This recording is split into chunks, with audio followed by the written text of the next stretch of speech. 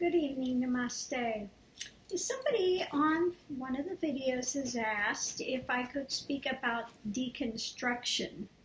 So I'm taking it that they are asking me about the deconstruction of ego when one goes into just before Advaita mind. Okay. I'm trying to think of some way to explain it that one can grasp while in Dvaita mind. It's because it's very difficult to try to explain what happens with that. In some of the texts they will say it's like a snowflake. It's like a snowflake on a hot summer day. It just melts. It melts. It's like, a drop of water that falls into the ocean and becomes part of the ocean. It's no longer a singular drop, okay? You no longer have that consciousness and that awareness and that illusion that you are something separate from this grand Parabrahman, this pregnant void, this eternal life source, okay? So that's what takes place. I guess you could say the closest thing that would approximate it would be maybe when you are going into oneness, that first expansion when the heart expands open and one feels a part of everything. At that point, it's still not a total loss. You're still cognizant that you are there, but you are part of this and part of that everything feels connected. That's the closest one gets to it while in the mind of Dvaita. Okay? So when this takes place, like I said, for what happened here, I went to, had done the Kundalini journey since the age of about 18 when it awakened, and completed when I was 49 in 1999 when I went to sit on the banks of the Ganges. Before that, you have a lot of things that are going on. Now, just before that, every time I would walk across the bridge, going across the Ganges in Rishikesh, I would lose body consciousness, okay? So there would be no awareness of the body. The consciousness just felt like this bubble floating along. There was no attachment to the physical form, okay? The form's just there. It's walking, flopping along, doing what it needs to do, but there's no feeling of being a physical form. One would lose that conscious awareness, that feeling of being that solid body. One would feel like just a bubble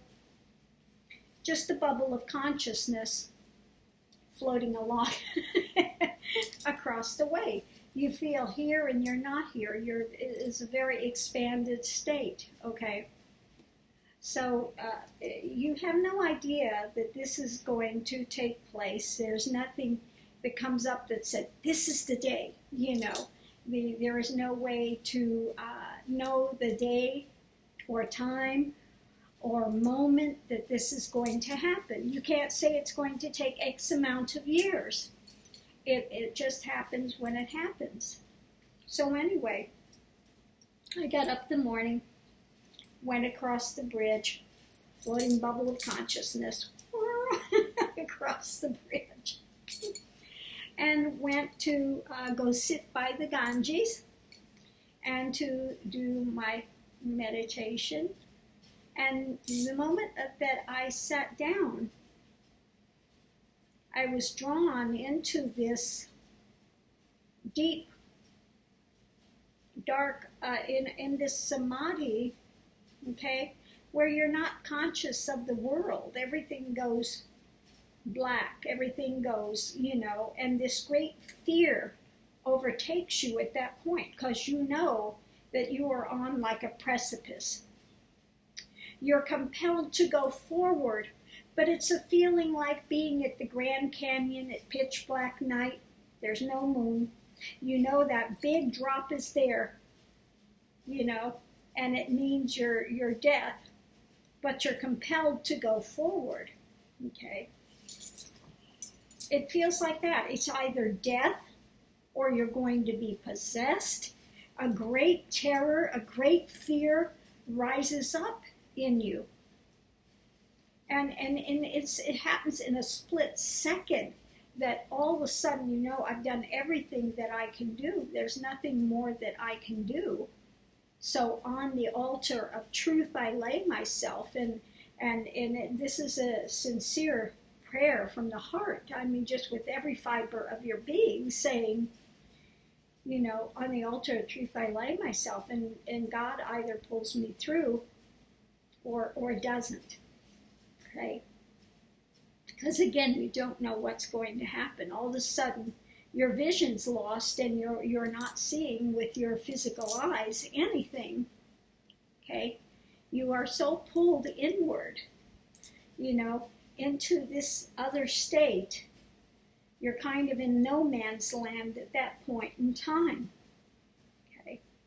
Now, here, when that happened, when there was absolute total surrender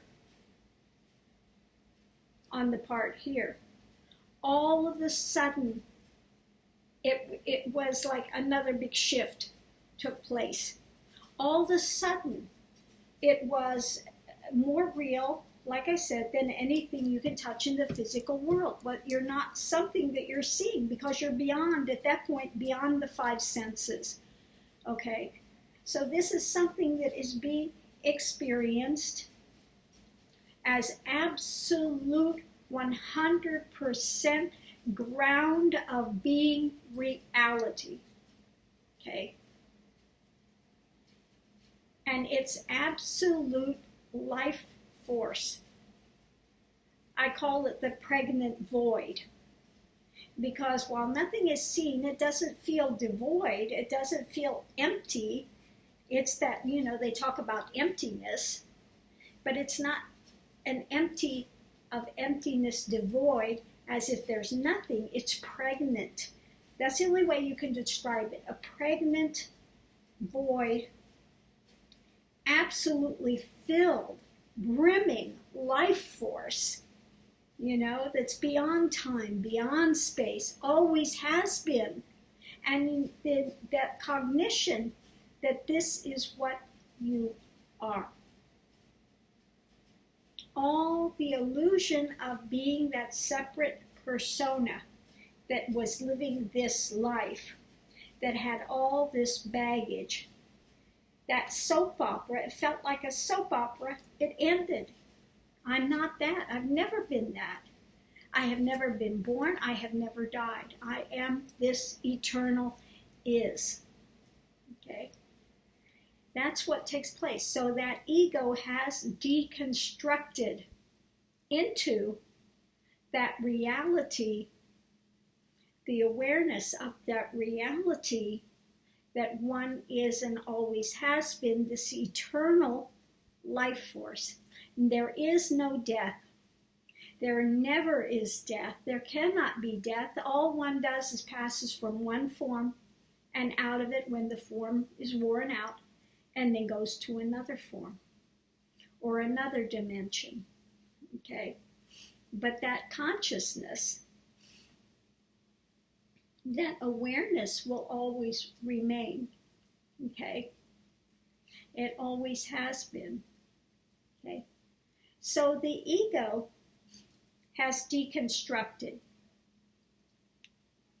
When one awakens, and when one is in that Kevala Nirvikalpa, they call it Kevala Nirvikalpa Samadhi, because one is, you know, it's something that one goes into and then comes out of.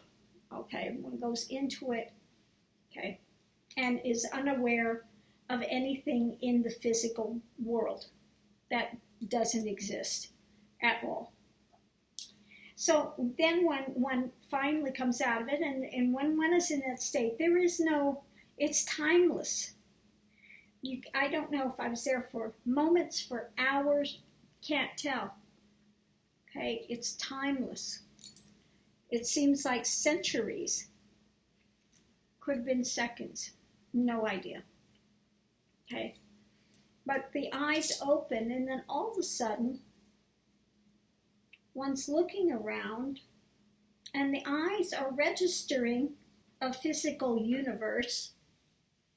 One is seeing the river, seeing the Ganges, seeing, all of these things, but they're no longer separate.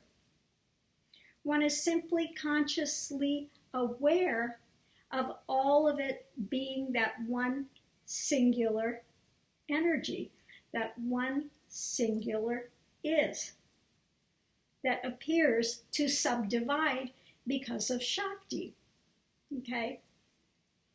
So again, this is what happens. At that point, the mind is stilled.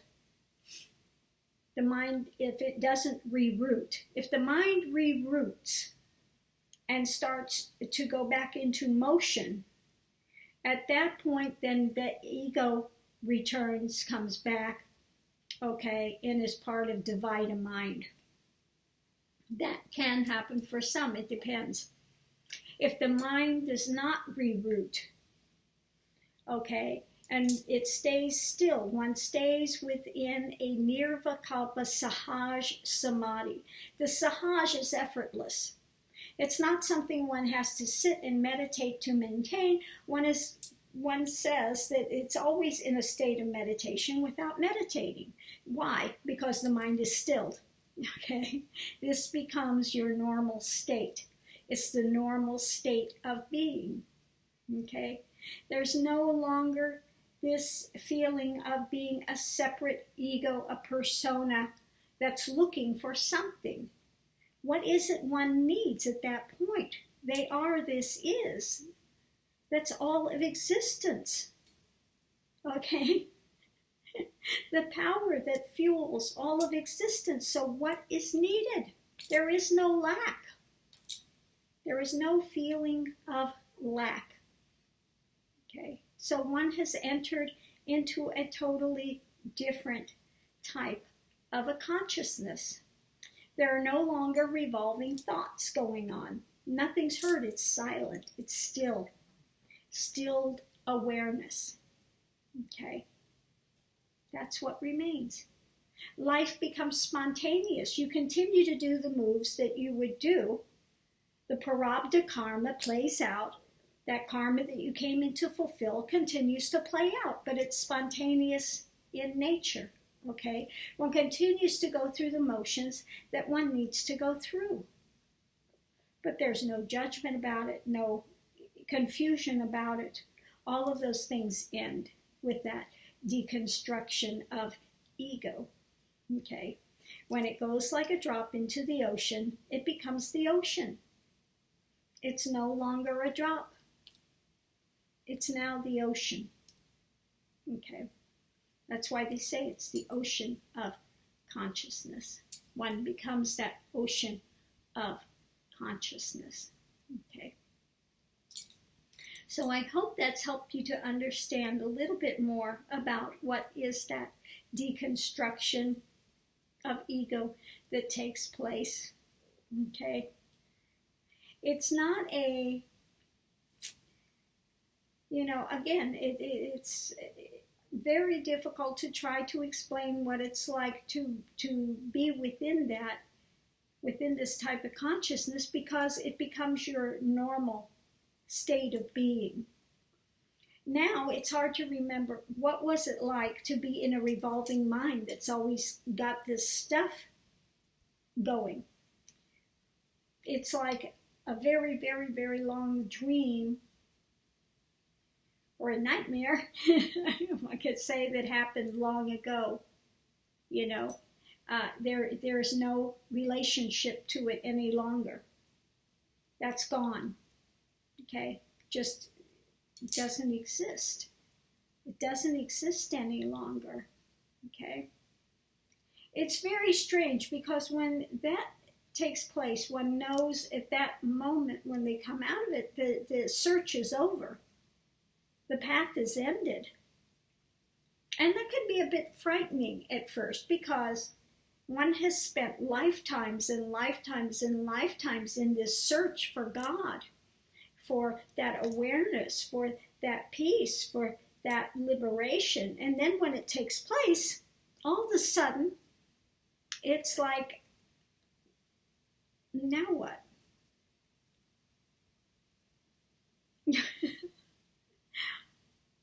Now what? Okay, so there's a bit of feeling of just a bit of shock. That's all I can say. It's a bit of a shock, because there's no longer any search, nothing to search for. It's all right there, ever present. It's not going anywhere any longer. Okay, it's not nothing that's hidden any longer. Why to go to any temple? Why to go here? Why to go there? It's the same wherever you are. Wherever you stand is holy ground. Where are you going to go? What are you going to do? What are you going to look for? You go across the world and it's always been right where you are. Always, forever and ever. Okay? So when all of this comes flooding in, at that point one is just sitting there and trying to assimilate all of these feelings that are happening at this point. The mind's not really going. The mind is really still, but there's these feelings that are taking place. You know, once the mind stills, then one goes into, for a few years, this very wide-eyed awe of everything, because the singular is, okay? Eventually, then one goes into more of this feeling of people think it, maybe you don't have emotion, whatever, but there are emotions, but they're raw emotions, pure emotion, because it's not tainted by mind spin that's changing it from one thing to another, you know, that's trying to analyze it, whatever. So whatever emotions are there are very pure, raw emotion, okay? So that's what happens later as one goes through that journey, okay? So again, it's a very, very different space to be from where one started. When I started the journey, I was in great, great, great suffering for a lot of years. And I think sometimes that's what it takes, somebody that's been in a lot of suffering, that's willing to do anything, go through anything to be done with it. I was done with the world. I wanted nothing to do anymore with this plane of existence. Okay? When it completes, then it's like the play of God. Well, it doesn't matter what plane of existence you're on then. Okay? But before that, when it started this path, a lot of suffering, a lot of baggage from a lot of lifetimes, a lot of very heavy, very, very difficult experiences that were gone through in my journey. Okay? I've spoken about them a few times, but they were very, very, very heavy. Ways that I had to, great sufferings that I had to learn compassion and understanding that people that were abusing, hurting you, going through this, they were in a hell realm. They were driven to do what they were doing, but you had a chance to get out of it. Therefore, you developed compassion for them. Okay, one had to develop compassion to get out of your own suffering, but that's another teaching, another a cognition, a lot of cognitions, a lot of things that one learns along the way when they do this journey. Okay, that's one of them. very difficult one sometimes to learn is compassion. And again, when the illusion and the delusion breaks, that's why, Buddha said, I'm awakened. I was asleep before, but now I'm awake. I see. Okay? And that's what it's like. It's like you're in a dream before that. A dream within a dream sometimes. But then, eventually, one awakens, and that dream has ended. Okay? And then one just remains and spends the rest of their time allowing the prarabdha karma to play out on the screen of life. So, and that's it. If you're like me, I made that promise to the universe to give back whatever I could give back. I was asked to do that by my guru, so I accepted and did that, and I have been doing that since. Okay. So thank you for your question. I hope that's helped in some degree to explain it with what little that I can bring that forward. Thank you for asking. Namaste.